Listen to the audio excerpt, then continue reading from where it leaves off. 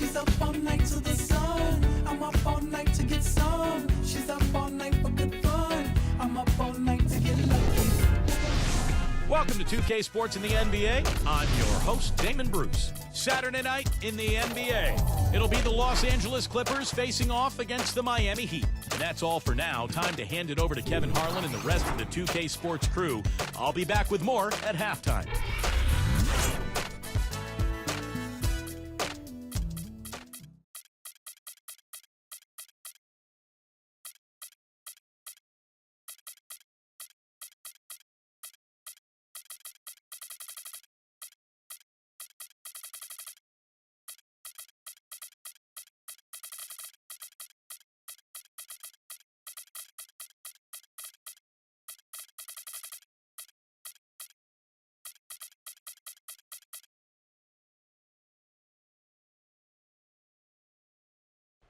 We make it cool to be sucked.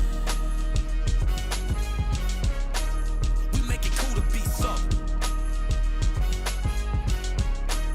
We make it cool to be sucked.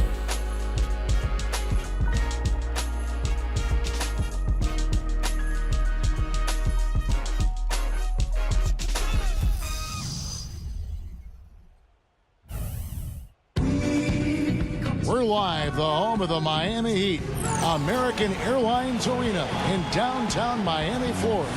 And get ready for another dose of NBA basketball here with Clark Kellogg and Steve Kerr. I'm Kevin Harlan. A quick check now at the starting five for both teams. And we'll be seeing Dwayne Wade and guys, really one of the great players to watch. And Kevin, he's really solidified his role as the closer on this team. You know, Miami struggled to figure out whether they'd go to LeBron or Bosh or Wade at first. I think Wade has become the guy.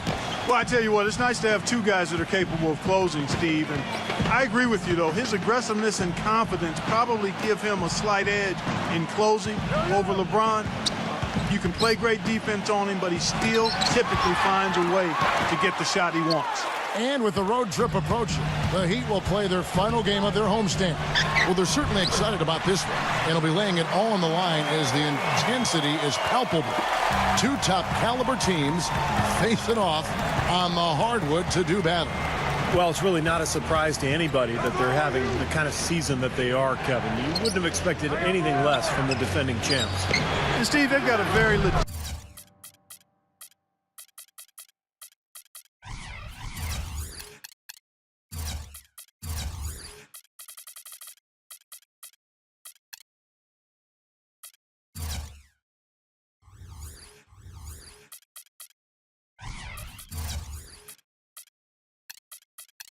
Legitimate chance to be wearing that crown again at the end of this season.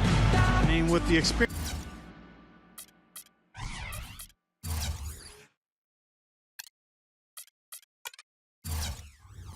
of last year still fresh in their minds, and quite honestly, they're my pick to go all the way. And Miami calls their first time out of the game. Last time they met was right here, and they came out with the win. Yeah, and in that victory, they got huge contributions from their bench, and I thought their depth was really the major factor in that game.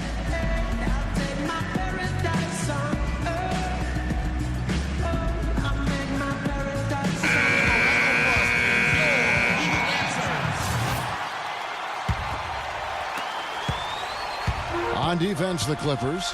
Just to talk again about what Steve just said, they never missed a beat, Clark, when they turned to their bench. Well, there wasn't much of a difference between the points they got from their starters and those they got from the reserves. A really balanced team effort, and you like to see that. First team foul. We're about 1 minute into the first. Griffin with the steal. Well, that was a superb read defensively. He jumped right into the passing lane the instant the ball left the passer's hand. Paul with the block, but they recover it. Ray Allen is on the wing. He feeds it to LeBron. Lets it go from deep. It's hauled in by Los Angeles. They want to keep it rolling here following the win against Dallas. And you just had to admire the versatility they showed offensively that day. Yeah, their scoring came from all over the place. If one approach didn't work for them, they found another that did. Oh, and there's the alley-oop. And Wade slams it in. Well, you know, with LeBron James as the main post threat on Miami, the outside shooting touch of Chris Bosh fits perfectly to help them space the floor, and he continues to expand his range. Out of bounds, Miami takes possession. Right now we're going to go to Doris Burke, who spoke with head coach Eric Spoelstra. What'd you find out, Doris? Kevin, speaking to him about their game plan, he said it is all about taking care of the ball and not forcing anything. He said the one team that beats us more than any other is ourselves. If we get sloppy on offense, then it'll be a very tough game for us to win. It's something I stressed to them before the game. Let's see if they heard the message, guys. Thank you, Doris. And their ability to generate good, high-percentage shots are key here, guys. And what that means for them is they need good ball movement, crisp passing, and good spacing. They've got to execute offensively. Well, those are all the ingredients in creating high-quality shots, Steve, and that's exactly what they need to try to do. We talk about Bosh in his shooting range. He's trying to develop a reliable three-point shot as well. Well, it's happened. In the playoffs last year, he shot a lot of threes. It's kind of a function of the Miami offense, trying to provide floor spacing for LeBron and Wade. But in some ways, it takes Bosh away from what's made him good, too, the slashing and the ability to score around the basket. And just under 2.5 minutes elapsed here in the first. Here's Jordan, and there's the call on Bosh. That is his first foul of the game. Well, he tried to step in and cut him off, but just not quick enough. And we have the benefit of replay, but I think they got that one right, which is the case most times, even though fans don't think so. Incredible timing on the alley-oop. He absolutely hammered it down. And that's the play we're going to remember when this game is all said and done. You know, Heat head coach Eric Spoelstra worked his way up from the very bottom in that organization. I mean, he got his start as a video coordinator, and through years of hard work and dedication has really become an outstanding coach. Wade against Paul. He's looking for Griffin and finds him. Up high to stuff the alley-oop. Boy, the prettiest play in basketball to me. Execute it to perfection. I don't think you're going to get an argument there. Everybody loves the alley-oop. Well, unless you're the team getting dunked on, of course. Now here's Bosh. He's coming off a 19-point game against Golden State. And, Kevin, a lot of those points came at the line. So he was very aggressive with his game, attacking the D and capitalizing on those free throws. And back to Coach Eric Spoelstra as a guy who got his start as a video coordinator, picking the game apart. Steve, he's very comfortable with the new advanced stat movement, analytics in the NBA. Yeah, and I've had a chance to speak with him quite a bit. He says that the way they use advanced stats is just as a conversation piece in the coaching room. Their analytics department will bring them various information, and it will force them to ask questions, which is very healthy for a coaching staff to do. And let's check up here with Damon Bruce. Damon, what do you have for us? All right, Kevin, thanks so much. Let's take a look at the games from around the league that have already wrapped up. Out at the United Center, the Bulls with a win over the Hawks. Oklahoma City ended up with a loss to the Timberwolves at Target Center. That outing's their first victory in their last 3 tries. Their leading scorer, Kevin Durant. That's all we have for you here in the studio until the Sprint halftime report. Until then, back to Kevin Harlan and the gang. Always great to catch up on what's going on. Thanks, Damon. Well, there's no shortage of action today, guys. A whole lot of games all over the place, and good stuff. You know, when something works for you, you stay with it. The Heat saw after the 2012 finals that small ball was very effective for them. You can see why they chose to do that, given how hard it is to find a power forward that can match up with LeBron. Makes good sense. And let's go down to a list of players you can't leave open under any circumstances. This season's most accurate small forwards from the field. LeBron James, #1. And when you've got a player like him who can shoot that well, not at center, but at small forward, it gives you a remarkably dependable option every time down the floor. That is so true, Steve. From 5 feet, 10 feet, 20 feet, his touch is really on target from any distance. Here's Paul, following the basket by LeBron James. Paul kicks to Barnes. They get it back. Paul outside. I got ball. 1:15 left in the first quarter. There's the lob to the hoop. And that one goes in as he is fouled. It'll be 3 points if he converts at the line.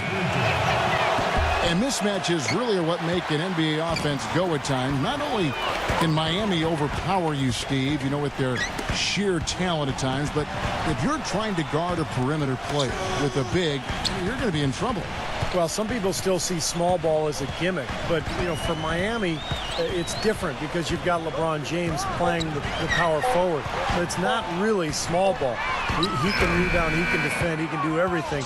And so the Heat become a nightmare to guard at the other end, and you rarely take advantage of them offensively. He's been key for this team's offense, the way he's distributed the ball. Yeah, you know, the offense is just moving through him, Steve, no doubt. Now here's LeBron. Last game, 26 points. And Cole kicks to LeBron. Buries the long-range jumper. LeBron's got 11. Wow, this has been a thriller. I mean, the way these teams are battling, just going back and forth. Would you like to bet that this game may end on a buzzer beater? How much would you bet? And out of bounds as the Heat gain possession. That's not what they needed there, that's for sure.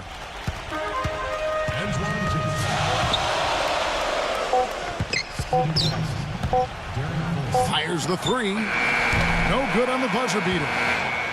At the end of one, a closely contested game. So Coming up next Thursday, January 9th, LeBron. Neither team able to build much of a lead up to this point as we start the second quarter. And let's quickly check out the scoring breakdown here for Miami. And right from the start, guys, it's apparent they're determined to establish a presence in the paint. Also, what passing we've seen from them here early. I mean, there could be a big number in the assist column if this keeps up. On the wings, it's D. Wade and LeBron James. Chris Anderson out there with Beasley. And it's Cole in at point. So that's who Miami starts the second with. You know, if you just look at the numbers without knowing who Dwayne Wade was, you'd think he was probably 6'7" or 6'8", but the way he blocks shots and rebounds, even at 6'4", he just plays much bigger than he really is. The Heat with the lead. And moving on after the tough loss they took at the hands of the Warriors. They came out flat that night and could never really get it going. Not their best effort for sure, Clark. No, I agree with you. And I thought maybe they could find somebody to come off the bench and give them a spark, but it didn't happen. Jamison, no luck. And you go back, Clark, to that big man game for Wade, averaging about a block shot a game for his career. Well, you think about it. He's 6'5", but he actually has a 6'11" wingspan, and you're not going to find a stronger guy at the shooting guard position. He's over 220 pounds, and there's nothing extra there, so he brings a lot to the table. It's Crawford with the drive. And the officials whistle a foul on the shot. The bucket's good. He'll go to the line. Rashard Lewis. He's checked in for LeBron. The Clippers have shot just one free throw, missing that one earlier. As a team, they're down there around 72% from the stripe. And, guys, that's really an upgrade over how they shot last season. Not a huge upgrade, but an upgrade nonetheless. Deflects the pass. It's stolen by Wade. Here's the break. A three ball. Again, the miss by the Heat. The Clippers trail. Passes to Collison. Outside for Jackson.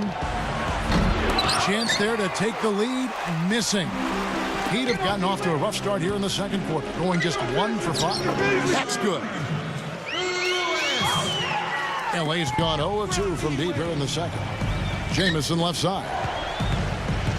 For the three. That's good. And it's all knotted up. A wide open three. They need much better communication defensively. He kicks to Beasley. And there's the call on Jackson. That is his first foul of the game. Yeah, he had not established position. You know, I prefer the refs to whistle with a block when in doubt. I thought that was a good call there. Outside Collison. Back to Crawford. Dishes it to Jamison. Outside Jackson. Clippers moving the ball around. They grab their own miss. Outside for Jamison. Stolen by Anderson. Lewis attacking. And he slams it one-handed.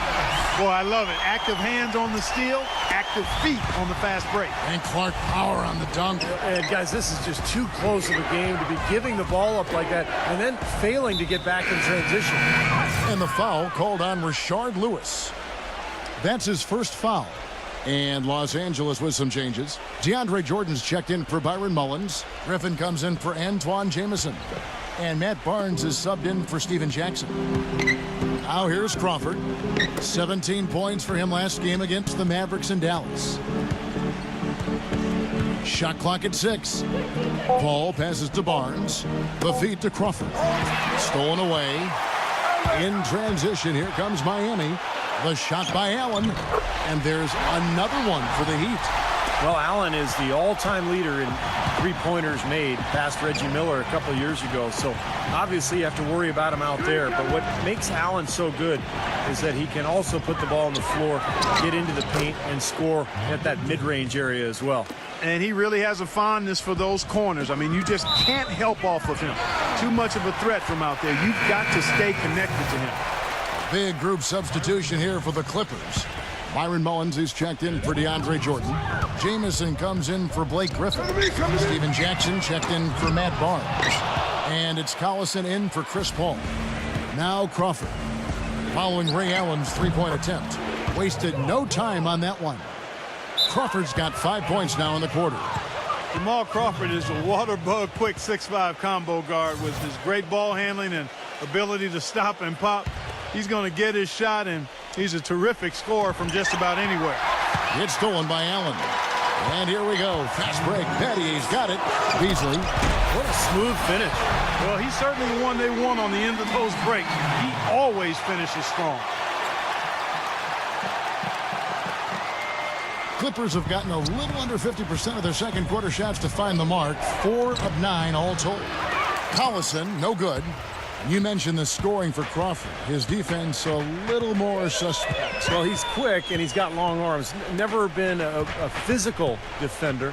And in certain matchups, he can struggle. But look, he's out there for his scoring. There's no question. Allen's shot is off. And he continues to search for his rhythm. It's eluded him to this point. Wide open look. And it falls over the rim and in. Allen's got 6. We've got 1:08 left here in the second. The pass to Mullins. The dish now to Jamison. Mullins. And the Clippers miss again. Boy, I'm shocked he didn't make that one. He usually knocks that one down with ease. And Ray Allen gets the whistle. That's his first foul. Great defense. He anticipated the play and got there first. Yeah, I think he got there in time. Nice play. And the Heat making a change here. Anthony's checked in. Poor shooting from him this quarter. His shooting percentage nowhere near where he'd like it to be. And it's blocked by Jamison. Collison against Allen. Collison, no good. More good work on the glass there. When it's all said and done, I think rebounding might well tell the story in this one. And that should tilt things toward them. I mean, they've been winning that battle. I got it. Pass to Cole. Not watching the line there. That'll be a backcourt violation.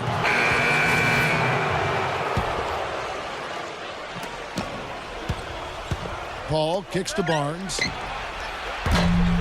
The Clippers rebound. Back to Paul. Feeds it to Green. The tray. Paul. The 3.